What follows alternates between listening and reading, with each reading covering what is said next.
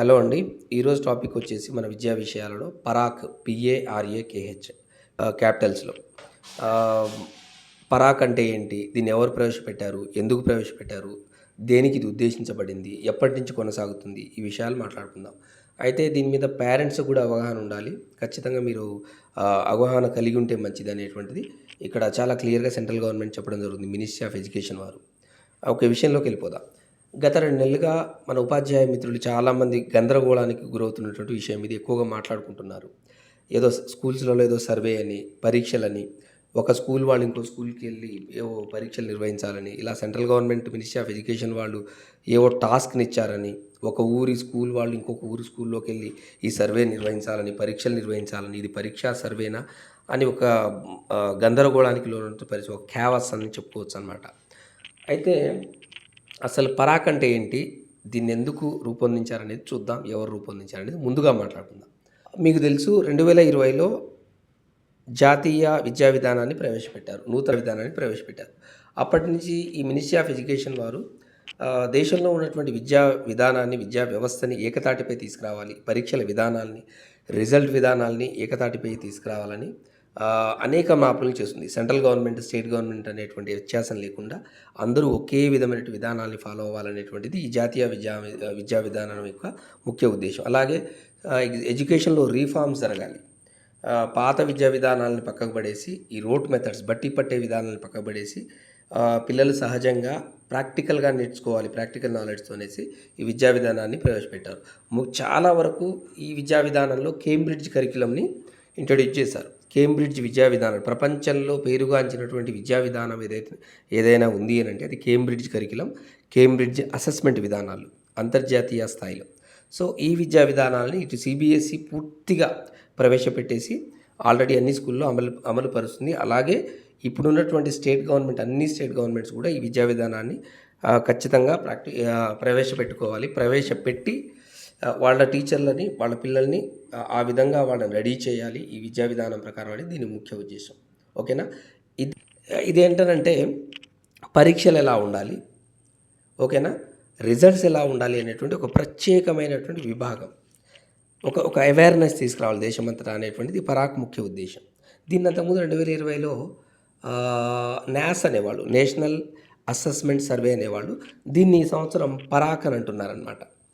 Okay, ఈ కార్యక్రమం ఎలా ఉంటుంది, ఎందుకు అనేటువంటి చెప్తాను. అసలు ఈ కార్యక్రమం ఎందుకు అనేది మీకు చెప్పాను, కానీ ఇంకా డీటెయిల్గా చెప్తాను. ఇప్పుడు మీ బాబుకి కానీ మీ పాపకు కానీ అడ్మిషన్ కావాలి అని అంటే మీరు వేరే స్కూల్కి వెళ్ళి ప్రోగ్రెస్ కార్డు చూపిస్తారు. ఆ ప్రోగ్రెస్ కార్డు వాళ్ళు చూసి ఏం చేస్తారంటే ఇందులో ఈ మార్కుల విధానాలు అంతకుముందు స్కూల్స్ ఇచ్చినట్టు మార్కుల విధానం కరెక్ట్ కాదని, ఇందులో గ్రేడింగ్ విధానం లేదని, లేదా మేము గ్రేడింగ్ విధానం ఇచ్చాం వాళ్ళు లేదని, లేదా వాళ్ళు వాడినటువంటి అసెస్మెంట్ టూల్స్ తప్పని, వాళ్ళు నిర్వహించిన పరీక్షా విధానాలు తప్పని, వాళ్ళ స్థాయి తక్కువగా ఉందని, పరీక్షలలో సరిగా చెప్పలేదని, వీళ్ళ స్థాయి పరీక్షలు ఎక్కువగా ఉందని, ఇలా అడ్మిషన్ల కోసం రకరకాలుగా ఎవరికి వాళ్ళు గొప్పగా చెప్పుకోవడం జరుగుతుంది. ఇటు నార్త్కు పోయినా, ఇటు సౌత్కి వచ్చినా, లేదా మనం లోకల్గా స్కూల్స్ మారినా చాలా వ్యత్యాసాలు అయితే కనబడతాయి పరీక్షా విధానాలలో. రిజల్ట్ విధానంలో కూడా మనకు వ్యత్యాసం చూస్తాం. అయితే ఇప్పుడు చైతన్య తీసుకోండి, నారాయణ తీసుకోండి, వాళ్ళు ఇంకా డిఫరెంట్ స్ట్రాటజీని ఫాలో అవుతారు. వాళ్ళే గొప్ప అన్నట్టుగా, వాళ్ళ పరీక్షా విధానాలే కరెక్ట్ అన్నట్టుగా, వాళ్ళ స్ట్రాటజీని వాళ్ళు, ప్రైవేట్ స్కూల్ స్ట్రాటజీని private schools, government school strategy government school, ఇలా ఎవరి స్ట్రాటజీస్ని వాళ్ళు ఈ అసెస్మెంట్కి వచ్చేటప్పటికి డిఫరెంట్గా ఇండియాలో ఎవరికి నచ్చినట్టు వాళ్ళు చేసుకొని ఫీజులు వసూలు చేసుకోవడానికో, దేనికో, వాళ్ళ ఎడ్యుకేషన్ బేస్డ్ చూపించడానికో ఇలా ఎవరికి వాళ్ళు రూపొందించుకున్నారు. సో ఇలా కాకుండా ఈ పరాక్లో ఏం చేస్తారంటే కేంబ్రిడ్జ్ కరిక్యులం ఏదైతే ఉందో ఆ విద్యా విధానాలని మనం అమలుపరచాలి. రిజల్ట్ విధానం కూడా ఒకేలా ఉండాలని దీని ముఖ్య ఉద్దేశం. ముఖ్యంగా కేంబ్రిడ్జ్లో కాంపిటెన్సీ బేస్డ్ ఎడ్యుకేషన్ అని అంటాం. అంటే నైపుణ్యాలతో కూడినటువంటి విద్య, నైపుణ్యాలతో కూడినటువంటి అసెస్మెంట్స్ అలా ఉంటాయన్నమాట. అంటే మనం కాంపిటేటివ్ ఎగ్జామ్స్ బేస్లో పిల్లలు బట్టి పట్టి రాసేలా కాకుండా నైపుణ్యాలకు మాత్రమే మనం విలువలనిస్తూ, నైపుణ్యాలనే మనం పరిగణిస్తూ పిల్లలు పరీక్షలు రాయగలగాలి. ఇప్పుడు మనం చదువుకునేటప్పుడు ఎలా ఉండేది, రోట్ మెథడ్స్ బట్టి పట్టేవాళ్ళం. ఇప్పుడు ఒక 10 క్వశ్చన్స్ ఇస్తే అందులోంచి ఏవో ఒకటి గెలిచేవి, లేదా ఒక పుస్తకం ఇస్తే ఒక పేజీ మొత్తం బట్టి పట్టి దాన్ని అప్పచెప్పేవాళ్ళం. అది కొద్దిసేపు ఎవడైతే బాగా గుర్తుపెట్టుకోగలడో వాడు గడగడ అప్పచెప్పేసి కూర్చుంటాడు, దానివల్ల ఉపయోగం ఉండదు, వాడు తర్వాత మర్చిపోతాడు. అదే పాపం చదవని పిల్లలు అర్థం చేసుకోగలరు మ్యాటర్ని, కానీ పాపం వాళ్ళు దాన్ని ఎక్స్ప్రెస్ చేసినా కానీ ఎగ్జాక్ట్గా ఇలాగే ఎక్స్ప్రెస్ చేయాలి అనేసి చెప్పినప్పుడు పాపం వాడు ఏంటంటే వాడి దగ్గర ఇప్పుడు ఎగ్జాంపుల్ చెప్తాను. ఎలక్ట్రిసిటీ అని అంటే నువ్వేం చెప్తావు? నీకు తెలిసింది నువ్వు చెప్తావు ఎలక్ట్రిసిటీ అంటే. అదే బాగా బట్టి పట్టేవాడైతే ఎగ్జాక్ట్గా బట్టి పట్టేసి ఎలక్ట్రిసిటీ అంటే ఇది అనేసి చెప్పేస్తాడు వాడు బట్టి పట్టేసి. ఇంకొకడికి వాడికి విషయ అవగాహన ఉంటుంది, వాడు చెప్పడానికి ప్రయత్నిస్తాడు, కానీ వాడికి సైంటిఫిక్ వర్డ్స్ లేకుంటే వాడికి చెప్పేటువంటి విధానమో తెలియకపోవచ్చు వాడికి, కానీ వాటికి ఆ కాన్సెప్ట్ అయితే అర్థమైపోతుంది. సో ఇలా మనం బట్టి పట్టే చదువులు చదివాం. అలా కాకుండా ఇప్పుడు నైపుణ్యాలతో కూడినటువంటి పరీక్షలు నిర్వహించాలి. అందరూ అన్ని స్కూల్స్ ఏకరీతిలో పరీక్షలు నిర్వహించాలి, ఏకరీతిలో ఇన్ఫ్రాస్ట్రక్చర్ ఉండాలి, ఏకరీతిలో ఆ స్కూళ్ళలో విద్యా విధానాలు ఉండాలి, ఏకరీతిలో కరిక్యులం ఉండాలి, ఆ విధానాలని మనం ప్రవేశపెట్టేటట్టు చేయాలనేది ఇక్కడ ముఖ్య ఉద్దేశం. మరి ఇప్పుడు ఈ సర్వే డిసెంబర్ 4వ తారీఖున నిర్వహించబోతున్నారు కదా, ఎలా ఉంటుంది, ఎవరు నిర్వహిస్తారు అనేటువంటి చూద్దాం. ఈ పరీక్షా పత్రాలు ఎక్కడి నుంచి వస్తాయి, ఈ సర్వే పత్రాలు అనేటువంటి చూద్దాం. ఓకే, ముందుగా ఇందులో 782 డిస్ట్రిక్ట్స్, 88,000 స్కూల్స్, 23 లక్షల పిల్లలు పాల్గొంటున్నారు ఇందులో. అర్థమైందండి? So school level coordinators, district level coordinators ఉంటారు. ఈ district level coordinators already training తీసుకొని ఉంటారు. తర్వాత ఈ district level coordinators school level కోఆర్డినేటర్స్కి ట్రైనింగ్ ఇస్తారు. ట్రైనింగ్ ఆల్రెడీ నడుస్తూ ఉన్నాయి చాలా స్కూల్స్లలో. 4వ తారీఖు సర్వే నిర్వహించాలి. మరి ఈ సర్వే ఎలా నిర్వహించాలి అని అంటే, ఇప్పుడు ఒక స్కూల్ నుంచి ఇంకో స్కూల్కి వెళ్ళినప్పుడు ఏం చేస్తారంటే వీళ్ళు ఇక్కడ ఫస్ట్ ఈ టీచర్లు పిల్లలకి పరీక్షలు ఒక సర్వే నిర్వహించడం జరుగుతుంది. ఈ పిల్లల సర్వేని ఏమని అంటాం? పీక్యూ అని అంటాం. ఓకేనా? వీళ్ళు ఏం చేస్తారంటే పిల్లలకు దేశమంతటా ఉండేటువంటి పిల్లల పరీక్షల విధానాలు ఒకేలా ఉండాలి, అందులో ప్రశ్నలు ఒకేలా ఉండాలి, అందరూ కాంపిటెన్సీ బేస్డ్ క్వశ్చన్స్ని అడగాలి అనేటువంటి ఉద్దేశంతో పిల్లల్లో అవగాహన కలిగించడానికి గవర్నమెంట్ స్కూల్స్ కానీ ప్రైవేట్ స్కూల్స్ కానీ కేంద్రీయ విద్యాలయాలు స్టేట్ గవర్నమెంట్స్ అన్నీ ఒకేలాగా ఈ కేంబ్రిడ్జ్ కరిక్యులం అసెస్మెంట్తో కూడినటువంటి పరీక్షా విధానాలతో ఈ పరీక్షా పేపర్ రూపొందించి ఆల్రెడీ పెట్టేశారు. కాబట్టి ఇదే పరీక్షల్ని పిల్లలకు నిర్వహిస్తారు అక్కడ నమూనాలాగా. జస్ట్ ఇది శాంపిల్ మాత్రమే పిల్లల్లో అవగాహన కల్పించడానికి పరీక్షా విధానాల్లో. ఆ తర్వాత ఈ టీచర్లు ఎవరైతే ఒక స్కూల్ నుంచి ఇంకో స్కూల్కి వెళ్తారో వీళ్ళు ఏంటంటే టీచర్ క్వశ్చన్ ఇయర్స్ని కూడా తీసుకొని వెళ్తారు, లేదా అక్కడ రెడీగా ఉంటాయి ఆ క్వశ్చన్ ఇయర్స్. టీచర్లకు కూడా పరీక్షలు నిర్వహించాలి అక్కడ.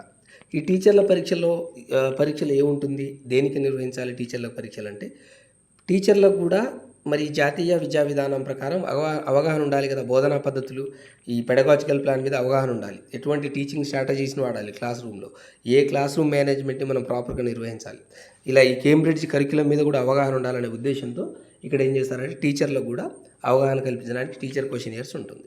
వీళ్ళు అక్కడ ఉన్నటువంటి ఉపాధ్యాయులకు ఈ పరీక్షలు నిర్వహిస్తారు.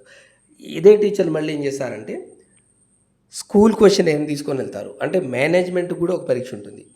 అర్థమైందండి? మేనేజ్మెంట్ కూడా అవగాహన ఉండాలి. అంటే మేనేజ్మెంట్కి ఎటువంటి అవగాహన కల్పిస్తారంటే ఇన్ఫ్రాస్ట్రక్చర్ విషయంలో బిల్డింగ్ ప్లాన్స్ ఎలా ఉండాలి అనేటువంటి దానికి సంబంధించిన ప్రశ్నలు ఉంటాయి అందులో. అలాగే ఎటువంటి ఫెసిలిటీస్ని పిల్లలకు కల్పించాలి, టీచర్లకు కల్పించాలి, ఎటువంటి మెథడ్స్ని వీళ్ళు ఫాలో అవ్వాలి, ఏది రిక్రూట్మెంట్ చేసేటప్పుడు, ఇవన్నీ కూడా మనకు స్కూల్ క్వశ్చన్ ఇయర్లో చూస్తాం. అంటే మేనేజ్మెంట్కి పెట్టేటువంటి పరీక్షని స్కూల్ క్వశ్చన్ ఇయర్ అని, టీచర్లకు పెట్టేటువంటి పరీక్షని సర్వేని టీచర్ క్వశ్చన్ ఇయర్ అని, స్టూడెంట్లకు పెట్టేటువంటి సర్వేని ఈ పరీక్షని పుపిల్ క్వశ్చన్ ఇయర్ అని అంటారు అనమాట. ఇలా 3 రకాల పరీక్షలు నిర్వహిస్తారు. అర్థమైందండి? మరి పిల్లలకు పెట్టేటువంటి పరీక్షల్లో ఎవరెవరికి పెడతారంటే 3rd క్లాస్ జాతీయ విద్యా విధానం ప్రకారం 3rd క్లాస్ అంటే ప్రిపరేటరీ స్టేజ్, తర్వాత 3rd క్లాస్, తర్వాత 6th క్లాస్, తర్వాత 9th క్లాస్, ఈ 3 క్లాసులకి అవగాహన కల్పిస్తారు. ఎందుకంటే రానున్న రోజుల్లో మనకు ఈ 3 క్లాసుల ద్వారానే ఎవ్రీ ఇయర్ మన విద్యా విధానాన్ని 4 రకాలుగా విభజిస్తూ ఈ 3 స్టేజీలను తీసుకొని పరీక్షలు ఎవ్రీ ఇయర్ నిర్వహించాలి. ఈ పరీక్ష ఎలా ఉంటుంది అంటే ఓఎంఆర్ బేస్డ్ పరీక్ష అనమాట. ఇది ఓఎంఆర్, ఈ షీట్ బేస్డ్ పరీక్ష. ఆల్రెడీ ఓఎంఆర్ సీట్స్ అన్ని స్కూల్స్కి వెళ్ళిపోయాయి. మేనేజ్మెంట్కి ఒక పరీక్ష, టీచర్లకు ఒక పరీక్ష, పిల్లలకు ఒక పరీక్ష. ఇలా ఈ పరీక్షల మీద పిల్లలకు అవగాహన ఉండాలి. ఇన్ఫ్రాస్ట్రక్చర్ మీద, టీచర్ల రిక్రూట్మెంట్ మీద, తర్వాత స్కూల్లో ఏమేమి కల్పించాలనేటువంటి ఈ స్ట్రాటజీస్తో మేనేజ్మెంట్కి ఒక పరీక్ష, అలాగే టీచర్లకు ఎటువంటి టీచింగ్ మెథడ్స్ని, ఈ కేంబ్రిడ్జ్ మెథడ్స్ని ఎలా ఫాలో అవ్వాలి అనేటువంటి ఉద్దేశంతో ఇక్కడ టీచర్లు అంటే కేంబ్రిడ్జ్ కరిక్యులం అనే కాదు, కేంబ్రిడ్జ్ అసెస్మెంట్ విధానాన్ని సిబిఎస్ఈ చెప్తుంది. అదే అసెస్మెంట్ విధానాన్ని ఈ టీచర్ల బోధనా పద్ధతుల్లో కానీ పిల్లల పరీక్షల పద్ధతుల్లో కానీ ఇచ్చారు. అలాగే ఫైనల్గా రిజల్ట్ ఎలా ఇవ్వాలి, ఈ ఓఎంఆర్ షీట్ ద్వారా రిజల్ట్ ఎలా ఉంటుంది, దేశం మొత్తం ఒకే విధమైన రిజల్ట్. అంటే చివరికి ఏమైపోతుందంటే ఈ మెథడ్ మొత్తం వచ్చేసాక, దేశంలో ఈ నూతన విద్యా విధానం వచ్చేసాక ఇక మన గందరగోళం ఉండదండి. నారాయణ వాడి పరీక్షా విధానాన్ని తీసుకుపోయి మనం రాయడం, వాడేదో ఫీజులు మన దగ్గర నుంచి దొబ్బడం, శ్రీ చైతన్య వాడు మన దగ్గర ఫీజులు దొబ్బడం, ఇవన్నీ ఉండవు. నారాయణ వాడైనా, శ్రీ చైతన్య వాడైనా, గవర్నమెంట్ స్కూల్ వాడైనా ఒకే విధమైన ప్రోగ్రెస్ కార్డు, ఒకే విధమైన పరీక్షా పత్రాలు, ఒకే విధమైన ఇన్ఫ్రాస్ట్రక్చర్, ఇలా ఉండాలి. ఇక్కడ వ్యత్యాసాలు ఉండొద్దు అనేటువంటి ముఖ్య ఉద్దేశం. పిల్లల్లో మార్పులు రావాలి. ఒక పేదవాడైనా లేదా ఒక ధనికుడైనా ఒకే విధమైనటువంటి పరీక్షా విధానాల్లోకి వెళ్ళాలనేది ముఖ్య ఉద్దేశం. అదనమాట.